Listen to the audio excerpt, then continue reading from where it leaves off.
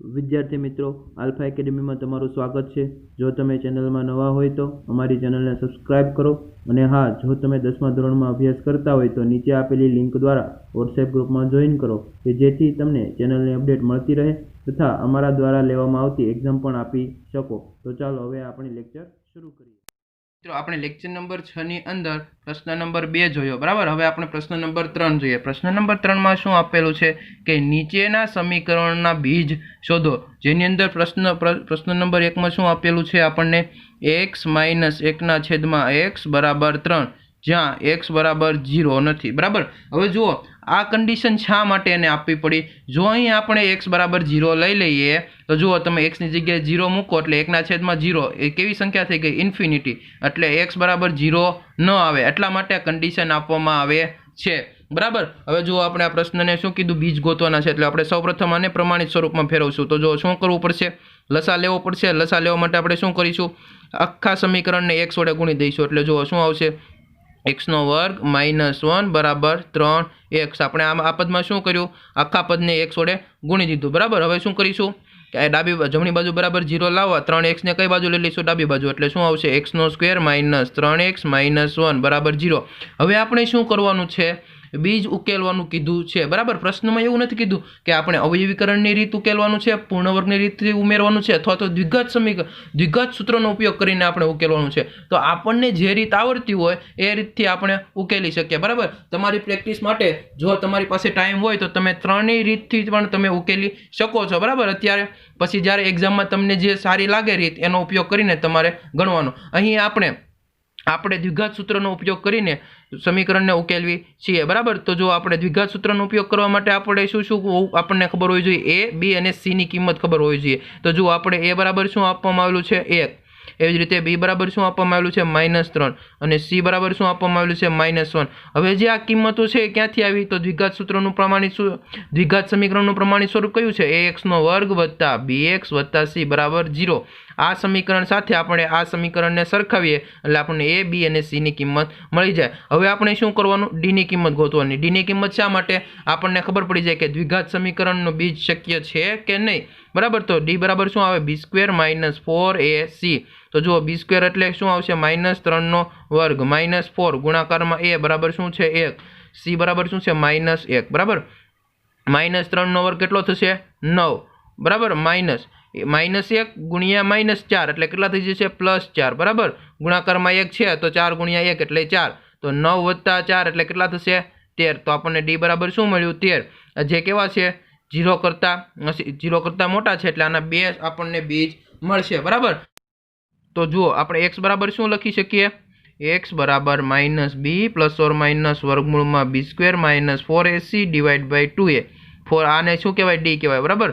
તો જો -b બરાબર કેટલા છે -3, તો માઇનસ પ્લસ એટલે અહીંયા કેટલા આવશે +3 ± વર્ગમૂળની અંદર b² - 4ac ની કિંમત કેટલી છે 13, તો વર્ગમૂળની અંદર કેટલા આવશે 13 છેદમાં 2a બરાબર કેટલા છે 2, 2 ગુણ્યા 1 એટલે કેટલા થશે, સોરી a બરાબર કેટલા છે 1, બરાબર। તો શું આવશે 2 ગુણ્યા 1 એટલે કેટલા આવશે 2। તો આપણને x ની કિંમત મળી ગઈ એટલે આપણને શું બીજ મળી ગયા। તો અહીં આપેલ સમીકરણના બીજ કયા કયા છે, 3 + √13² અને 1 + વાળું લેવાનું, 1 - વાળું લેવાનું, 3 - √13², બરાબર। કયા કયા બીજ કઈ રીતે મળે ખબર પડી મિત્રો। એવી જ રીતે આપણે પ્રશ્ન નંબર 3 ની અંદર બીજો દાખલો જોઈએ। તો બીજા દાખલામાં શું આપણને આપવામાં આવેલું છે, 1/x + 4 - 1/x - 7 બરાબર 11/30। તો જુઓ જ્યારે પણ આવો દાખલો હોય તો આપણે શું કરવાનું, પહેલા તો આપણે છેદ હટાવવા માટે આપણે શું કરીશું, લસા લઈશું, બરાબર। તો જુઓ આનો ગુણાકાર આની સાથે, આનો ગુણાકાર આની સાથે, તો આપણને શું ડાબી બાજુનો લસા મળશે, બરાબર।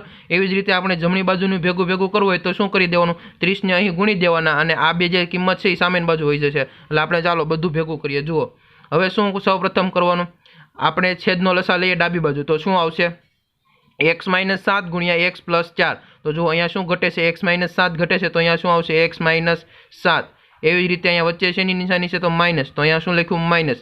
હવે જુઓ અહીંયા લસા શું છે x - 7 ગુણાકારમાં x + 4 બરાબર. આપણે છેદમાં લખી દઈએ એટલે વધારે ખબર પડે.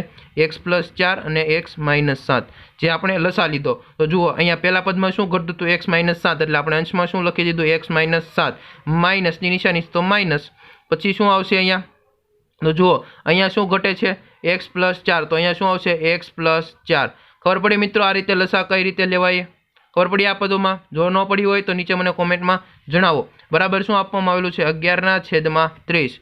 હવે શું કરવાનું આપણે કાઉ છોડી દઈએ તો જુઓ શું આવશે x પ્લસ x - x એટલે કેટલા થઈ જશે 0 -7 -4 એટલે કેટલા આવશે -11 બરાબર. તો આપણે બંને બાજુ ચોકડી ગુણાકાર પણ કરી દઈએ. જો અહીંયા શું છે ભાગાકારમાં સામેની બાજુ ગુણાકારમાં, અહીંયા ભાગાકારમાં સામેની બાજુ એટલે ગુણાકારમાં. તો શું આવશે જુઓ 30 ગુણાકારમાં x - 7 x - 4 આ બંને માઇનસ કેમ થઈ ગયા? કેમ કે અહીંયા આગળ માઇનસ હતી તો બંને નિશાની કેવી થાય બદલી જાય બરાબર. એવી જ રીતે 11 ગુણાકારમાં x + 4 x - 7 તો જુઓ અહીંયા શું આવશે 30 ગુણાકારમાં x + x - x એટલે કેટલા થઈ જશે 0 -7 -4 એટલે કેટલા આવશે -11 બરાબરની સામેની બાજુ શું 11 ગુણાકારમાં.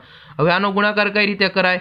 x નો x ની સાથે ગુણાકાર એટલે કે x નો વર્ગ, x નો -7 ની સાથે ગુણાકાર એટલે કેટલો આવશે -7x પ્લસ 4 ની સાથે x નો ગુણાકાર એટલે કેટલો થશે +4x -7x + 4x એટલે કેટલા આવશે -3x.